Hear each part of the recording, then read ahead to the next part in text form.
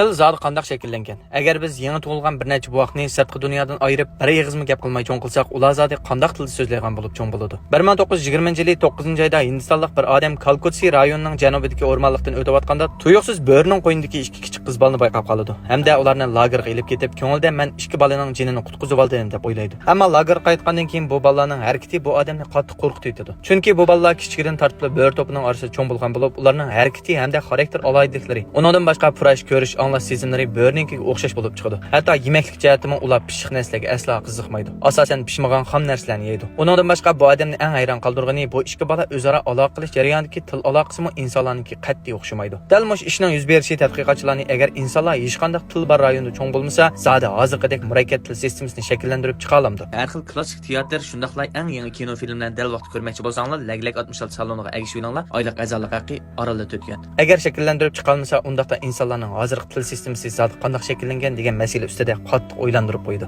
Ammo keyindan bundaq bir ishning yuz berishi butkul ilm fan dunyosini titrtib etadi. Ya'ni oldin asrning 70-yillari Nikaragua poytaxtida tug'ma anglash sezimini yo'qotgan bolalar qarta gazkachilar maktabidan birisi tayyorlangan. Bu yerdagi o'quvchilar kichikdan tortib hech qanday barmoq tili qatorliq narsalar bilan uchrashib baxmag'ashqa muallimlar har qancha tirishibmi ularga ma'lum maqsadni uqtira olmagan. Hatto eng odatdagi tamoq yanglar, suv ichinglar degandek aloqa qilishmi ig'ir darajada to'salg'uga uchragan. Ammo uzun o'tmay mundaq hal etishdan bir yuz bergan. Ya'ni muallimlar tuyuqsiz bu bolalarning maktab maydonida bo'lsin yoki maktab avtobusida bo'lsin, o'zaro aloqa qila oladigan, bir-biriga maqsadini tushundira oladigan bir ahvolni bayqagan. Boshda ular buni o'qituvchilarning tirishib o'rgatishning natijasi deb qaragan. Lekin o'qituvchilar qayta o'quvchilar bilan aloqa qilmoqchi bo'lganda bolalarning o'zining barmoq tilini qat'iy tushunmaganligini maktab mudiri aytgan. Shuning bilan bu ishga qat'iy amal qila olmagan maktab mudiri sirtdan yordam so'ragan. Bu ishni anglagandan keyin Amerika til tadqiqotchisi Jodi Kaygar bu yerga kelgan. Hamda bolalarning barmoq tiliga qarta inchiklab tekshirgandan keyin ularning qo'l ishoratida har xil mo'l bo'lgan til bo'lib qolmay, ularning bu harakatining hozirgi zamon barmoq tili bilan butunlay o'xshamaydigan bir til ekanligini aytgan. U yana qayta-qaytlab selishtirish orqali eng oxirida bu bir to'p bolalarning mo'jizalarcha dunyoda paydo bo'lib baxmagan yangi barmoq tilini birlikka keltirganligini aytgan. Hamda bu tilga Nikaragua tili deb ism qo'ygan. Eng odamni hayron qoldiradigan yeri boshqa xildagi nurg'ulg'an barmoq tiliga qaraganda ularning shakllantirgan bu tili texim oson, texim unumli bo'lib, hatto ba'zi grammatikalik farqlarni ham shakllantirgan. Ammo bu xil ishlarning yuz berishi hamda bu xil yakunning kelib chiqishi dastlabki insonlarning tilini zodi qanday shakllantirganiga qarata tadqiqotchilarga biror mukammal javobni bera olmagan.